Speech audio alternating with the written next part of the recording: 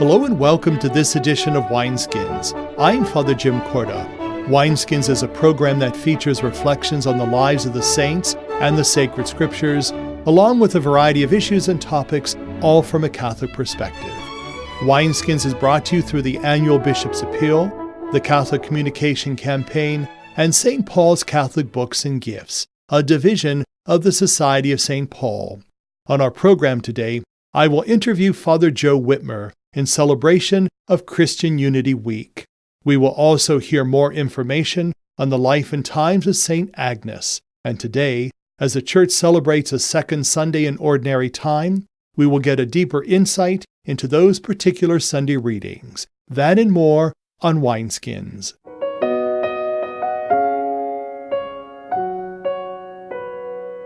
To share with us an important issue on family life is Dave Schmidt. This coming Friday, January 22nd, our nation will mark the 43rd anniversary of Roe v. Wade, the Supreme Court decision that made abortion legal throughout the United States. Since that tragic decision, more than 57 million children's lives have been lost to abortion, and many who had abortions suffer that loss, often in silence. In recent years, the United States Conference of Catholic Bishops have called for 9 days of prayer, penance, and pilgrimage to atone for the blatant disregard for life that abortion represents. These 9 days usually begin the Saturday before the anniversary of Roe v. Wade and conclude on the Sunday after January 22nd. Thus, this year, you are invited to join thousands of Catholics across the country in prayer for a culture of life from Saturday, January 16th, to Sunday, January 24th. This means that today we are in the second day of prayer during these 9 days. Yesterday, on day 1, we were asked to pray for the conversion of all hearts and the end to abortion. Today, on day 2, we are asked to pray that those near the end of their lives may receive medical care that respects their dignity and protects their lives. Thus you can see that the 9 days of prayer is not focused exclusively on abortion. Prayer themes for the remainder of the 9 days include infertility, adoption, ending the death penalty, rejecting pornography, healing for those who have had an abortion, ending domestic violence, and respect for all human life. In their pastoral plan for pro-life activities, the United States Catholic bishops observe that precisely because all issues involving human life are interdependent, a society that destroys human life by abortion under the mantle of law unavoidably undermines respect for life in all other contexts. Therefore, we are asked to pray for a number of issues involving human life in keeping with our consistent ethic of life. To participate in this Novena for Life, go to www.9daysforlife.org using the numeral 9 in the web address. There you will find 4 ways to participate in the Novena. You may visit the Novena webpage where you can pray the prayer each day online or download a printable version of the whole Novena. Or you can submit your name and email address to have the daily prayers and reflections emailed to you. Or to receive the Novena content on your cell phone, simply text 9 days to 55000. That is the numeral 9 with the word days to the number 55,000. Or the 9 Days for Life app is available on the App Store. All 4 of these options are listed at www.9daysforlife.org, again using the numeral 9 in the web address. Or you can contact the Office of Pro-Life Marriage and Family Life at the Diocese of Youngstown. When the bishops describe this time as 9 days of prayer, penance, and pilgrimage, the pilgrimage they are referring to is the annual March for Life in Washington, D.C., this Friday, January 22nd. A number of buses from various locations throughout the Diocese of Youngstown will make the pilgrimage to the March for Life and other related events. A few seats may still be available. Consider joining the hundreds of thousands of marchers that are expected in Washington this Friday, and take a stand for the right to life of all unborn children. For more information, contact the Diocese of Youngstown's Office of Pro-Life, Marriage, and Family Life at 330-744-8451. And Bishop Murray will be concluding the 9 Days for Life with a Mass for Life on Sunday, January 24th at 4 p.m. at St. Columba Cathedral in Youngstown. All are invited to attend and pray that human life may be protected and nurtured at every stage of its existence. For Wineskins, this is Dave Schmidt. St. Agnes was a virgin and martyr. To tell us more is Diana Hencharenko. She is the pastoral minister of St. Angela Merici Parish in Youngstown. The feast of this young girl, martyred at the age of 12 on January 21st, is attested by the most ancient Roman calendar in the year 354 and the early Roman sacramentaries. It is also mentioned by some of the fathers of the Church. St. Ambrose, who described her martyrdom and wrote a hymn in her honor, along with St. Prudentius, St. Jerome, and St. Augustine.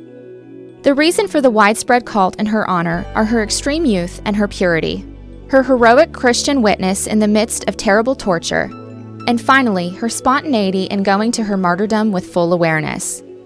The name Agnes in Greek means chaste.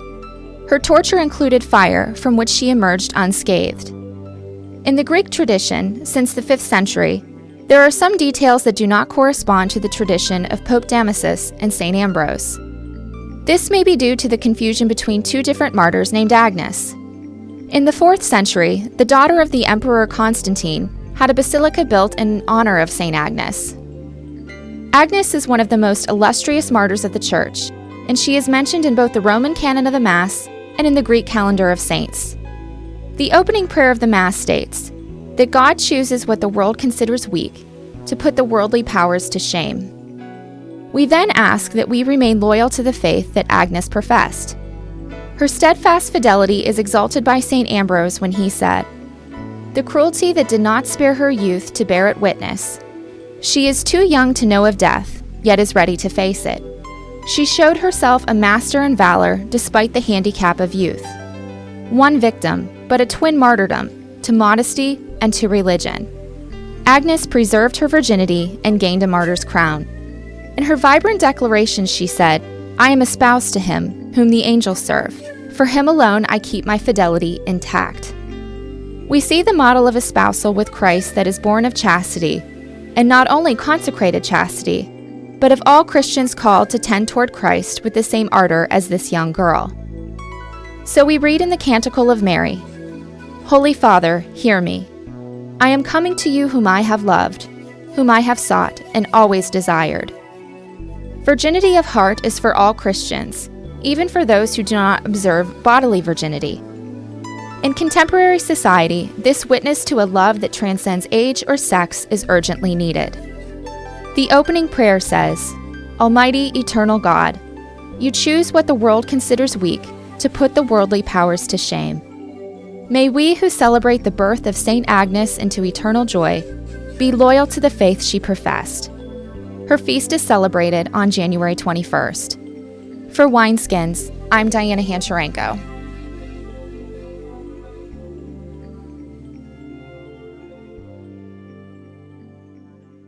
Joining me now is Father Joe Whitmer, and we're going to talk about the Week of Prayer for Christian Unity. And Father Joe, it's a pleasure to have you back on Wineskins. Thank you, Father Jim. You have a long history of working in the ecumenical movement. Give us a little background as to why we celebrate as Christians this particular week. Well, this week goes back to a little over 100 years ago, started by a religious order that was part of the Anglican Communion in England. Father Paul Watson started this week of prayer, or as they called it at that time, the octave, Christian Unity Octave, trying to get Christians to pray for that unity, which God wills, that it would come about in God's time. As time went on, fairly shortly then after that, he and his order became Roman Catholics, and they're now the Graymores, and they are the sponsors on the Catholic side in the United States for this process. What's so significant for us, first of all, as Christians, and second of all, as Catholics, to celebrate a week like this? I've often said, if you don't want something, you won't pray for it. If you do want something, you should pray for it. So the Week of Prayer for Christian Unity was sort of at its heyday in the late 1960s and early 70s, right after Vatican Council II. And Catholics came on board, as they often do, sometimes panting, but then really getting into the action. I attended a program honoring Pastor Morris Lee at Third Baptist Church in December. And he was at Third Baptist when I was a baby priest. And I wound up preaching at one of the Week of Prayer for Christian Unity events that was held at that church. And I found out later that Bishop Malone was there. And then about 3 years later, I was asked to be the ecumenical officer of our diocese. So the Week of Prayer holds more than a few memories and good feelings for me. What have you, in your vast experience, noticed of any significant changes in how we celebrate it or in how we are involved in the need for Christian unity? The Catholic Church has been very involved in working towards Christian unity ever since Vatican II, and certainly the ecumenical dialogues that have been taking place both in the United States and on the international level are reaching some highlights. Just last fall, the Eastern Orthodox Roman Catholic Theological Dialogue in the United States celebrated its 50th anniversary of that dialogue. And one of the Catholic scholars was there from the very first meeting, and he's still on the Catholic team. So this knowledge of one another, and not only understanding each other better, but also developing friendships and meeting each other and sometimes bringing greetings and also bringing knowledge to our partners.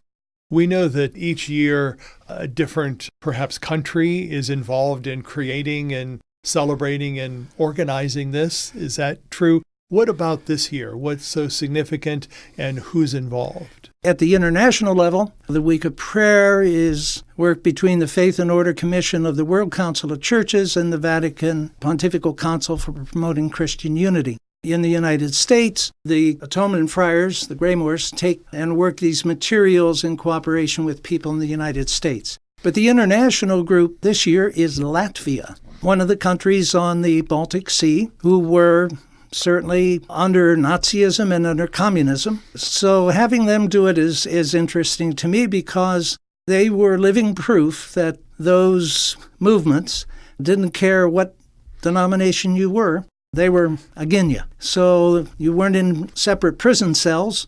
And so once freedom did come, they had this good feeling and they'd suffered together, and that's something we ought to do together. The theme this year is called to proclaim the mighty acts of the Lord, which comes from 1 Peter chapter 2, verse 9, and sort of the closeness between baptism and proclamation. So that sort of lifts up this year that to be a follower of Jesus not only means we're one in our baptism, but then we also have to be proclaiming the gospel, oftentimes together. Let's talk about what's going on here in our own diocese and our local church. Is Christian unity and its ecumenical spirit alive and well here in the diocese? In some pockets, yes. Certainly the Society for St. John Chrysostom, which brings together Eastern Orthodox, Eastern Catholics, a few Oriental Orthodox, as well as Latin Catholics. They meet every other month, have a speaker, get to know each other. We're one of the best places outside, in a regional level, throughout the United States because of the presence in the Valley of these different groups. And so we didn't always have this closeness historically, let's say 50 years ago, but things have matured, and that's going well. Certainly the Lutheran and Roman Catholic covenant, which was developed 16 years ago, here in the Valley, has been a sure sign of not only interest but also activity, both prayer and action and study. Those things are happening.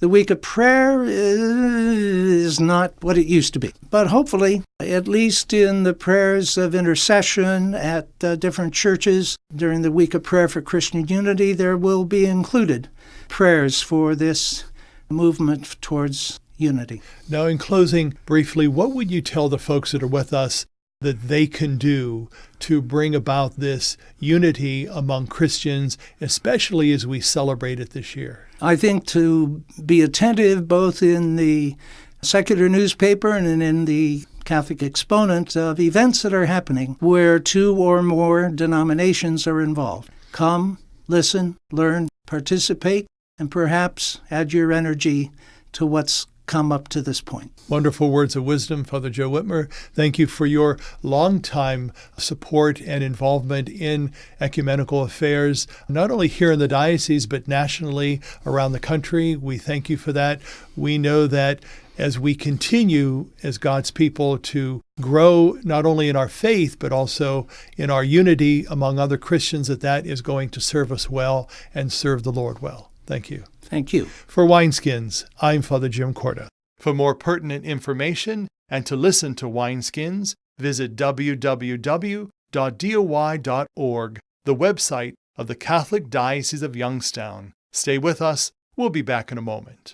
Pope Francis reminds consecrated persons that the first thing for a disciple is to be with the Master, to listen to him and to learn from him. If the warmth of God, His love, His tenderness is not in our hearts, then how can we, who are poor sinners, warm the hearts of others?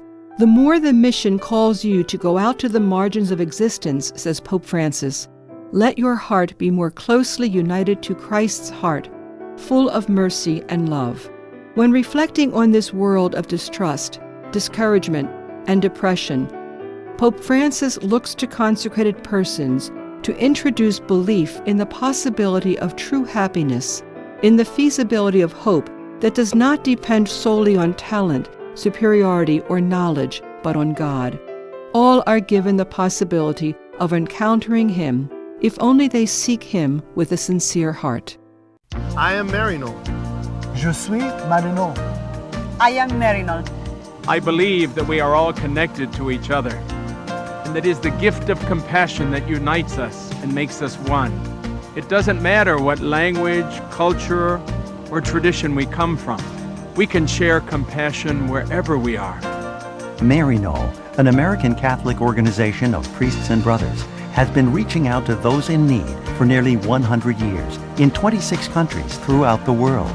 Marino dedicates 86 cents of every dollar donated to their programs, and with your help, they can do more. Missioners, workers, volunteers, supporters, we are all Marino. I am Marino. Yo soy Marino. I'm Father Mike, and I am Marino. I am Marino. I am Marino. I am Marino. I am Marino. I am Marino. I am Marino. Tough economic times. Families on the poverty line. Cold weather upon us. Heat during the winter season is a basic human need, and utility costs have been a pressing concern for Catholic Charities clients for the past several years.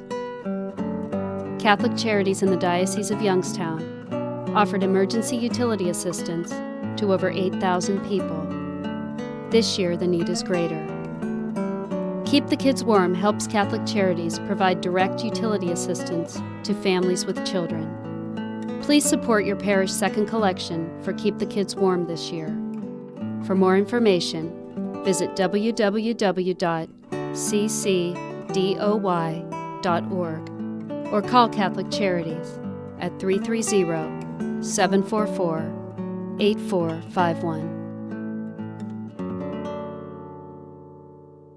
Our song today is from the CD called Child of God. It is by Lorraine Hess. It is available through World Library Publications and iTunes.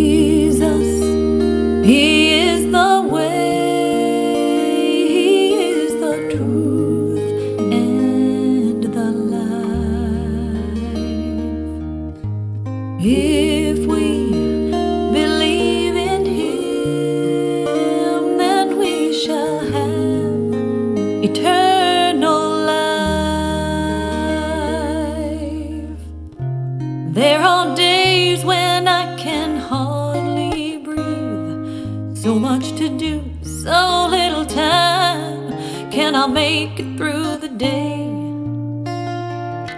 Then I call upon my Savior, and He opens a path and shows me the way.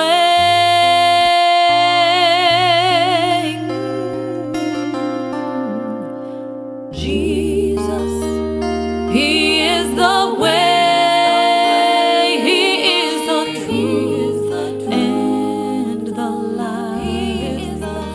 Oh, if we believe in Him, then we shall have eternal life.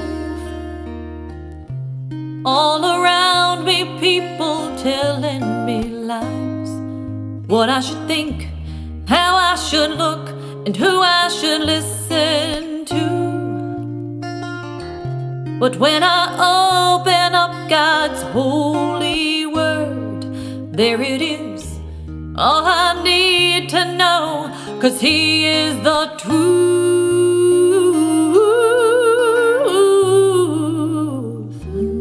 Jesus, He is the way, and He is the truth. He is the life, yes He is. And if we believe in Him, we're gonna have eternal life. There is no life but with Jesus, 'cause He is eternal life.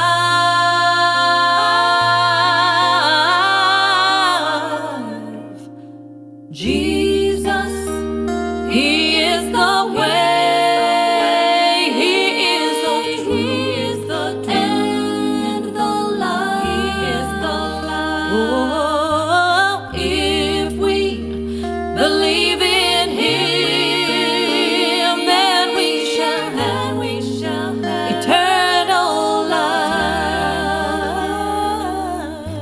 Jesus, He is the way, He is the end, the life. If we believe in Him, then we shall have eternal life. Jesus, He is the way, He is the end, the life. He is the life. If we believe in Him, then we shall have eternal life. As we celebrate this second Sunday in Ordinary Time, we will hear more about the sacred scriptures by Father Sean Conaboy. He is pastor of Christ the Good Shepherd Church in Camel. I am sure that many of us have memorable stories about a wedding day. Sometimes these are stories that we share with family and friends. The joy of that day is remembered then for many years.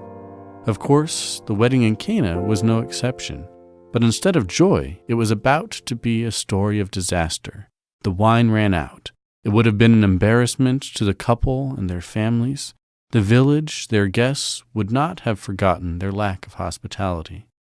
But as we know, Mary sees this threat and employs Jesus to remedy it. And He does. He supplies enough wine for the rest of the party, really too much wine. And it is high quality, not just adequate wine. But besides being a story about Jesus' care for us, even His attention to our relatively minor concerns, or being a story about Jesus' power to turn water into wine, the story is about the new creation. In John's Gospel, the wedding of Cana takes place on what he calls the third day. Of course, we are to hear in anticipation of Christ's resurrection on the third day, after His hour had come. But in the numbering of the days in John's Gospel, the wedding also takes place on the seventh day, the final day of the original creation. With Christ, then, we have a new creation. If that was not enough, Jesus also calls Mary woman. And that word was how Adam addressed Eve in the original creation story.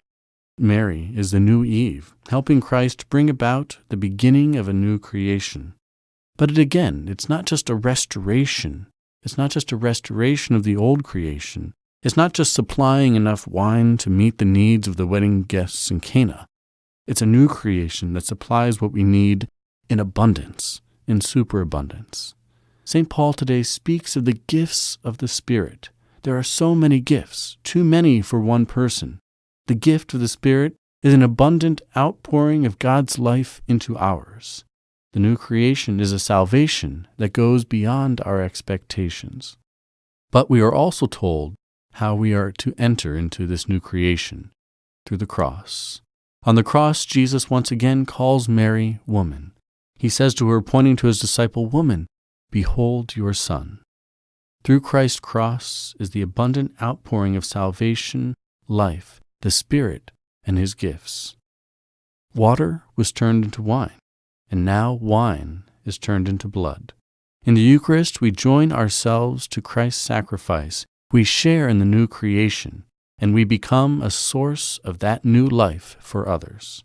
The reading from Isaiah today reminds us that God has established a covenant with us. He has married us, so to speak.